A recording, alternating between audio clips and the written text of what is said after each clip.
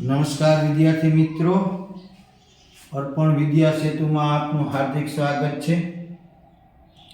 સ્પર્ધાત્મક પરીક્ષાના કેટલાક મૂળભૂત સિદ્ધાંતો પૈકીમાંથી એક સિદ્ધાંત જેમને પીપીઆર તરીકે ઓળખવામાં આવે છે. પીપીઆર એ સફળતાનું રહસ્ય, યોજના, તૈયારી અને પુનરાવર્તન, જેને આપણે P planning, P preparation, revision. Planning, preparation, revision આ કોમ્પિટિટિવ એક્ઝામ માટેના 3 મહત્વના સોપાન છે. તેમના વિશે કેટલીક ચર્ચા કરીશું. આ પોઈન્ટ માત્ર તમારો પુસ્તકીય ભાષાનો નથી, પરંતુ જીવનની એક સુંદર કહાની છે. અહીંયાથી પીપીઆરના જીવનના સિદ્ધાંતો અપનાવી તમારું જીવન એક બદલાવી શકો છો. હવે આ પુસ્તકની ભાષામાં સમજવા કરતાં હું એક ખેડૂતની ભાષામાં એક સુંદર કહાની સમજાવું તમને. પુસ્તકીય જ્ઞાનના બદલામાં ખેડૂતનું એક પીપીઆરના સિદ્ધાંતો શું હોય છે તે. વિદ્યાર્થી મિત્રો, પી પ્લાનિંગ, યોજના. ખેડૂત બીજ રોપતા પહેલા કેટલી યોજનાઓ ઘડે છે, પ્લાનિંગ કરે છે. શું ખેડૂત ખેતરમાં સીધું બીજ વાવી દે છે? તો કે ના. કઈ ઋતુમાં કયો પાક લેવો, જમીન કેવી છે, પાણી કેવું છે, પાણીની ક્વોલિટી કેવી છે, એ વગેરે ધ્યાનમાં રાખી અને ખેડૂત એક પ્લાનિંગ કરે છે. તેવી જ રીતે વિદ્યાર્થી તરીકે તમે શું કરી શકો? તમે કોઈ પણ કોમ્પિટિટિવ એક્ઝામ આપતા હોય તો સૌથી પહેલાં તમારા માટે મહત્વનું પ્લાનિંગમાં પી, કઈ પરીક્ષા આપવી છે. પરીક્ષા તમે ચાહે નાની હોય, ક્લાસ 1, 2, 3 ની તૈયારી કરતા હો અથવા કોઈ સ્ટાન્ડર્ડની, તો તમારે કઈ પરીક્ષા આપવી છે, એનો કયો સિલેબસ છે, કેટલો સમય છે, અને કયા વિષયમાં તમે નબળા છો, કયા વિષયમાં કેટલું ડીપ લેવલ સુધી પહોંચાય છે, કયા સબ્જેક્ટનું લેવલ કેટલું રાખે છે. પીવાયક્યુ, એમના પ્રિયર ક્વેશ્ચન વગેરે ખૂબ મહત્વના છે. એટલે વિદ્યાર્થી તરીકે તમારા જીવનમાં પહેલો પી એટલે પ્લાનિંગ ખૂબ મહત્વનું છે. હવે શ્રેષ્ઠ આયોજન કેવી રીતે કરી શકાય? જો ખેડૂત આયોજન વગર બીજ વાવે તો તે પાક ખરાબ થાય, એની ઉત્પાદન કેપેસિટી ઘટે. તેવી રીતે તમારે પહેલા તમારે જે એક્ઝામ ક્રેક કરવી છે એ એક્ઝામની તમારે પહેલા સિલેબસ સમજવો જોઈએ. પહેલા સૌથી પ્રથમ સિલેબસ સમજવો જોઈએ કે એનો ગુણ બહાર કેટલો છે, કયા સબ્જેક્ટનું કેટલું પૂછાય છે, ભૂતકાળની અંદર કયા વિષયમાં કેટલું ડીપ લેવલ સુધી ગયું, એ તમારે પહેલા સિલેબસ સમજવો પડે. પછી દૈનિક સમયપત્ર બનાવો. તમારે તમારા જે સૌથી રસ અને રુચિના વિષયો કયા છે એમની યાદી બનાવી અને પછી જેમાં રસ અને રુચિ અથવા અણગમો હોય અથવા ઓછા ફાવતા જે વિષયો છે તેનું એક સમયપત્રક બનાવો કે મારે દરરોજ કેટલી મારે તૈયારી કરવી, કઈ રીતની કરવી, એનું એક સમયપત્રક આખું બનાવો. અને નાનું લક્ષ્ય બનાવો, ટુકડા કરો. સીધું 14 કલાક કે 10 કલાક વાંચવાને બદલે જીવનમાં 2 કલાક નિયમિતતા, કન્ટિજન્સી જરૂરી છે. હવે લાંબી રેસના ઘોડાનો સમય છે. એક દિવસમાં 14 કલાક વાંચીને અપાર પરિશ્રમ કરતા વિદ્યાર્થીનું મગજ લોડ લે છે. એને બદલેમાં સ્માર્ટ વર્ક કરી અને દરરોજ 2 કલાક પણ પૂરી પ્રિપરેશન, પૂરા ગોલ સાથે કઈ રીતે તમારે આવું એક નાનું લક્ષ્ય બનાવવાનું. વિદ્યાર્થી મિત્રો, તમારા જીવનનું એક નાનું લક્ષ્ય પણ ખૂબ તમને આગળ વધશે. આયોજનથી એ ફાયદો થાય, તમારે ક્યારેય ગોટાળો નહીં થાય, કારણ કે આયોજન વખતે તમે બરાબર બખૂબી તમે ધ્યાનમાં રાખ્યું હશે કે મારી દિશા કઈ રીતે આપવાની છે. બીજો પી એટલે પ્રિપરેશન. પી પ્લાનિંગ જોઈ ગયા, હવે પ્રિપરેશનની તૈયારીની વાત કરીએ.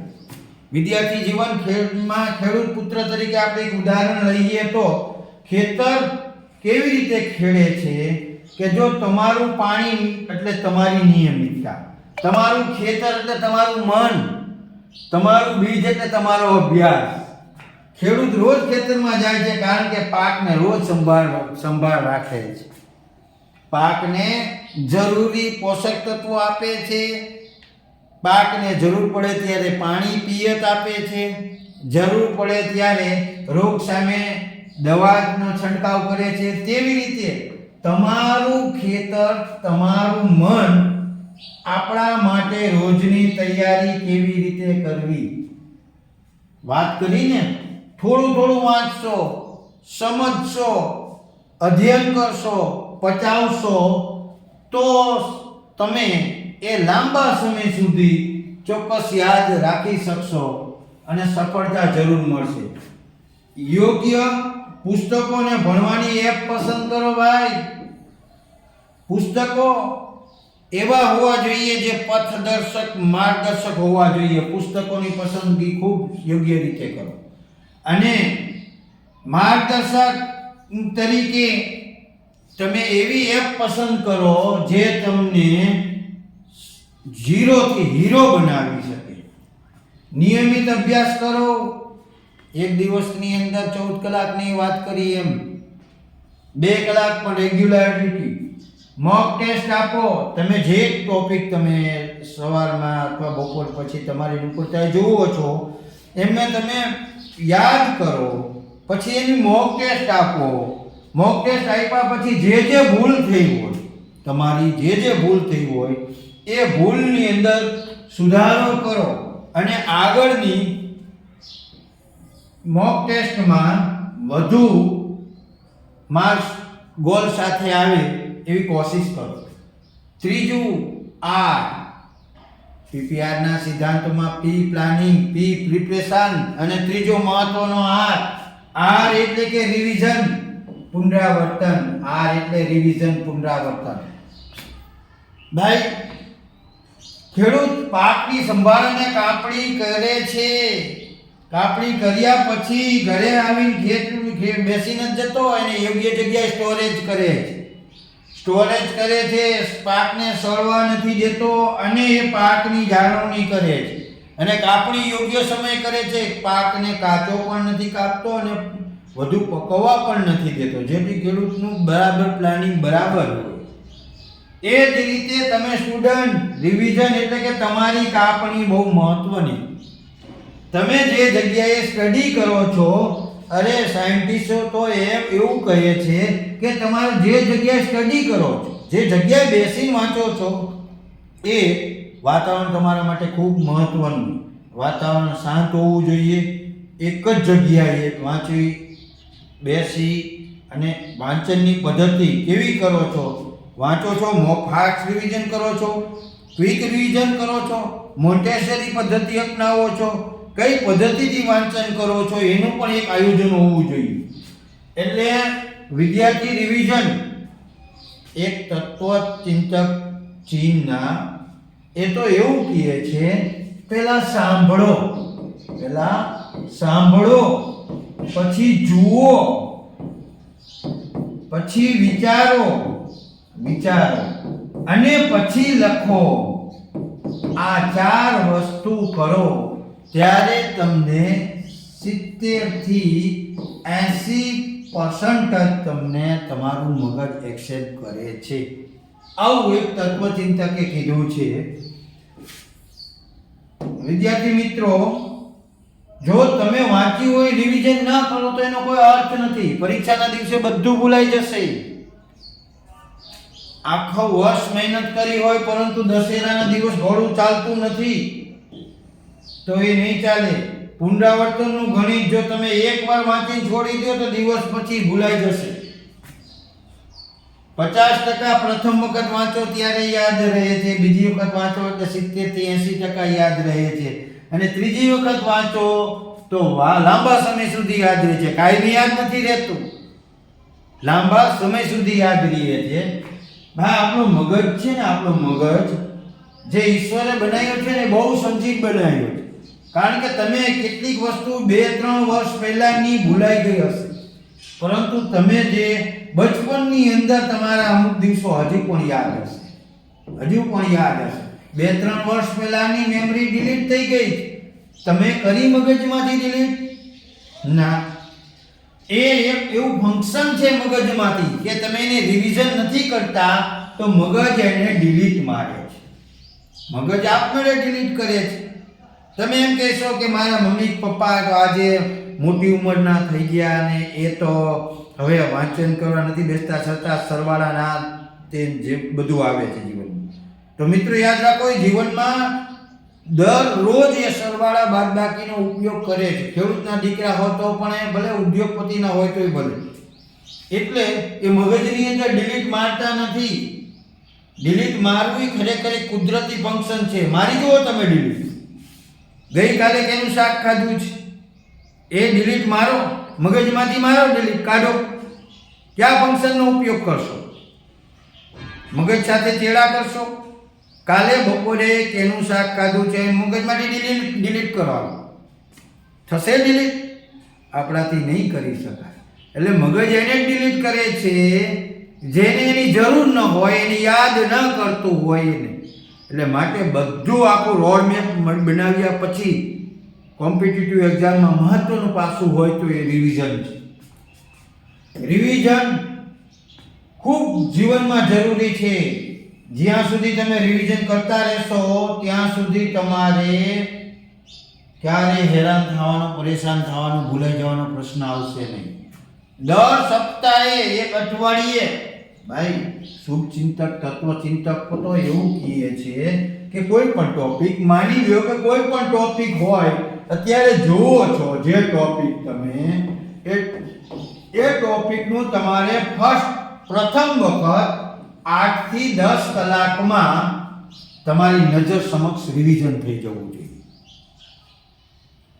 પછી બીજી વખત જો તમે ફર્સ્ટ વખત મારો જે ચાલ્યો ટોપિક એનું તે જ દિવસે 8 થી 10 કલાકમાં રિવિઝન, 8 થી 10 કલાકમાં રિવિઝન. અને જો એ ટોપિક છે એમનું અઠવાડિયામાં એકવાર રિવિઝન, દર સપ્તાહે રિવિઝન. અને તમારી પોતાની નોટ બનાવો, તમારી પોતાની નોટ બનાવો, નાની નોટ, હેન્ડરાઇટિંગ બુક. કોઈ ક્લાસ ઉપર ડિપેન્ડ, કોઈ શિક્ષક ઉપર ડિપેન્ડ રહ્યા વગર અહીંયા તમારી પોતાની નાની નોટ્સ બનાવો, જે શોર્ટ નોટ હોવી જોઈએ. ઊંચા અવાજે વાંચો, પોતાની જાતને પ્રશ્ન પૂછો કે ગત મોક ટેસ્ટમાં આવ્યા હતા માર્ક મારે, એમાંથી કોઈ સુધારો થયો કે નહીં. પોતાની જાત સાથે લડાઈ કરો, બીજા તમારા કેન્ડિડેટ સાથે નહીં. રિવિઝન જીવનમાં ખૂબ જરૂરી છે. રિવિઝન વગર પાઠ તૈયાર થાય નહીં, સફળતા મળે નહીં.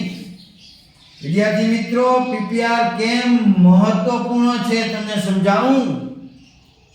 એક તો જીવનમાં આત્મવિશ્વાસ વધે, કોન્ફિડન્સ આવે છે. વિદ્યાર્થીને સ્પર્ધાત્મક પરીક્ષામાં કોન્ફિડન્સ હોવો ખૂબ જરૂરી છે. પોતાની જાત સાથે વાત કરવાનો એને સમય હોય છે, પોતાનો પરફોર્મન્સ સુધારવાના સમય હોય છે. આત્મવિશ્વાસથી સાથે પીપીઆરથી આત્મવિશ્વાસ વધે છે. પીપીઆર એક એવું પાસું છે જે તમારા આત્મવિશ્વાસમાં વધારો કરે છે. ભૂલો ઓછી થાય છે ને જે ભૂલો થાય છે ને એને સુધારવાનો ચાન્સ મળે. સમયનું સચોટ આયોજન થાય. જે મનગમતો વિષય વધુ વંચાઈ જાય અને અણગમતો વિષય ન વંચાય એવું ન બને. સંપૂર્ણ સારા માર્ક્સ મળે. પીપીઆરના સિદ્ધાંતોને અપનાવવાથી સારા માર્ક્સ મળે. તમારી પ્રતિજ્ઞા શું હોવી જોઈએ કે ખેડૂત જેમ ધીરજ રાખે છે તેમ તમે પણ ધીરજ રાખજો. હું પીપીઆર પ્રમાણે અભ્યાસ કરીશ. Planning preparation revision. અભ્યાસ કરીશ અને મહેનત ક્યારેય વ્યર્થ નથી જતી. સખત પરિશ્રમનો બીજો કોઈ વિકલ્પ નથી.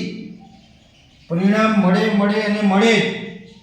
પ્લાનિંગ, પ્રિપરેશન, રિવિઝન આપણા ખૂબ મહત્વના આપણા પાસા પીપીઆરના સિદ્ધાંતોની આપણે ચર્ચા કરી. અર્પણ વિદ્યા સેતુ એપને ટૂંક સમયમાં લોન્ચ થવા જઈ રહી છે. ત્યાં સુધીમાં અર્પણ વિદ્યા સેતુ યુટ્યુબ ચેનલને લાઈક કરો, શેર કરો, સબસ્ક્રાઇબ કરો અને આવા જ વિદ્યાર્થીને મોટિવેશન કરે એવા વિડીયો અમે સતત અપલોડ કરતા રહીશું. નમસ્કાર, જય હિન્દ.